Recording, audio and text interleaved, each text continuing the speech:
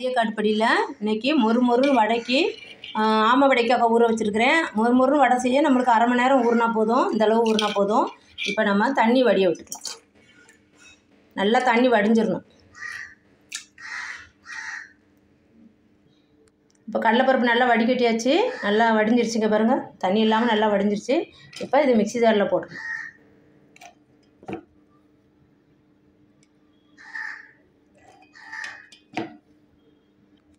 அக்கா ஒரு 300 கடலைப்பருப்பு எடுத்திருக்கேன். இந்த 2 தடவைக்கு வரும். 2 தடவை சுற்றிட்டு வந்துடலாம். குறப்பாக சுற்றணும். ரொம்ப நைஸாக சுற்றிடவே கூடாது ஆமாடிக்கு. இந்த அளவு குறப்பாக சுற்றினா போதும். பாருங்கள், அவ்வளோதான். நம்ம பவுலில் மாற்றிடலாம். இப்போ செகண்ட் ட்ரிப்பு சுற்றும் போதுப்பா ஒரு 2 ஸ்பூன் கடலைப்பருப்பு தனியாக எடுத்து வச்சுருங்க. எடுத்து வச்சுட்டு இதை குறப்பாக சுற்றிட்டு வந்தேன்.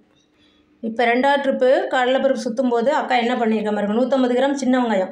சின்ன வெங்காயம் எந்த வடைக்கும் சின்ன வெங்காயம் நீங்கள் யூஸ் பண்ணிங்கன்னா ரொம்ப டேஸ்டியாக இருக்கும். பெரிய வெங்காயத்தோட 150 கிராம் வெங்காயம் உரித்து ஒரு 2 அப்படி கட் பண்ணி வச்சுருக்கேன். ஒரே ஒரு பச்சை மிளகா தான் போட்டிருக்கேன். நீங்கள் காரத்துக்கு வேணுன்னா இன்னொரு பச்சை மிளகா போட்டுக்கலாம். கொஞ்சோண்டு கறிவேப்பிலை. இதை என்ன பண்ணுறோம், இதிலே போட்டு ஒரு சுற்றிடணும். ரொம்ப சுற்றக்கூடாது. நீங்கள் டேர்னு அந்த பக்கமாக திருப்பி ஒரு பல்ஸு போட்டாலும் சரி தான்.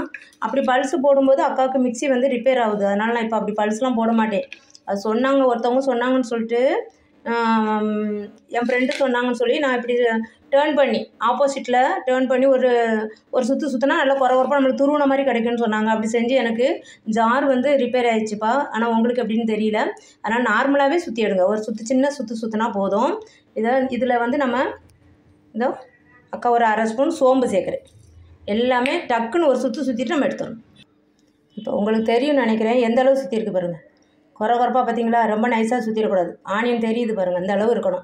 அப்போ தான் குழந்தைங்க இந்த வெங்காயத்தெல்லாம் பிச்சு எடுத்து போட மாட்டாங்க. அதுக்கு தான். இப்போ நம்ம பவுலுக்கு மாற்றிடலாம்.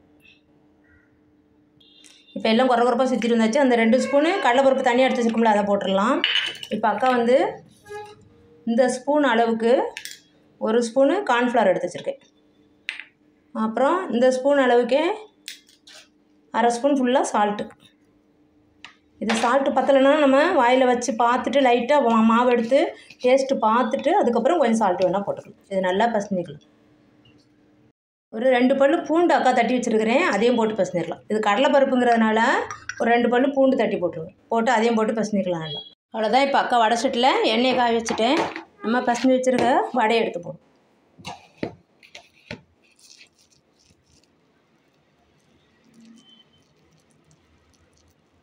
கொஞ்சமாக மெத்துன்னு போடுங்க. கொஞ்சம் குண்டாகவே போடுங்க. அப்போ தான் மொறுன்னு வரும். ரொம்ப சப்பையாக தட்டிடக்கூடாது. உள்ளங்கையில் வச்சுலாம் தட்டக்கூடாது. இந்த மாதிரி தான் போடும்.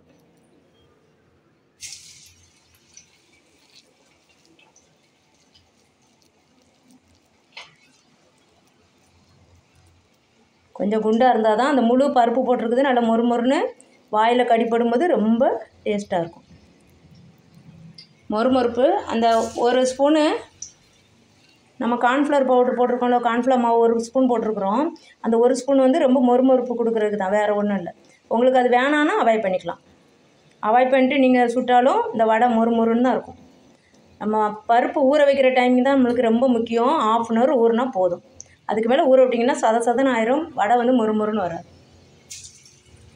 அக்கா எல்லாத்தையும் போட்டு வரேன். எல்லாம் தட்டி போட்டேன். அப்படியே மெதுவாக பரட்டி விடலாம். ஃபஸ்ட்டு வெந்தது கொஞ்சம் மொறுன்னு இருக்குது. கொஞ்சம் செவக்க வந்துருச்சு. அதை பரட்டி விடுவோம். இப்போ போட்டது லேட்டாக பரட்டுங்க. இந்த ஃபஸ்ட்டு போட்டது கொஞ்சம் நல்லா வெந்திருக்கு. வேகட்டும். இப்போ நம்ம ஃபஸ்ட்டு போட்டது செவந்துருச்சு. அதை எடுத்துடலாம்.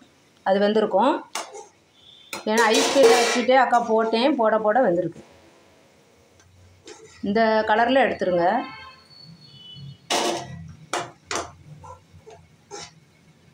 இந்த அளவு கலர் போடும்.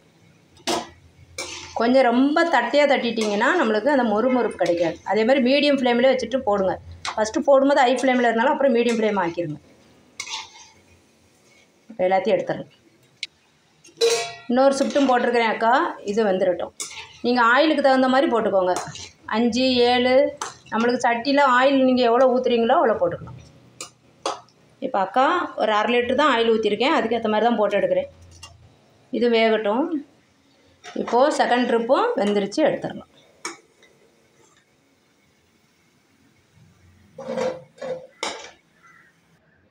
ரதியக்கா மெத்தடில் இப்படி ஆமோட செஞ்சு சாப்பிட்டு பாருங்கள். ரொம்ப மொறுன்னு டேஸ்டியாக இருக்கும். சவுண்டு கேட்குதா? ரொம்ப மொறுன்னு டேஸ்டியாக இருக்கும். கமெண்டில் சொல்லுங்கள். சாப்பிட்டு பார்த்துட்டு அக்காவுக்கு எப்படி இருந்துச்சுன்னு சொல்லி அக்கா கமெண்டில் சொல்லுங்கள். தேங்க்யூ. இது நம்மளுக்கு சாம்பார் சாதம், வடை குழம்பு, அப்புறம் எல்லா வெரைட்டி ரைஸ்க்கும் இந்த ஆமோட ரொம்ப சூப்பராக இருக்கும். இந்த மெத்தட்லேயே செஞ்சு பார்த்துட்டு அக்காவுக்கு சொல்லுங்கள். தேங்க்யூ.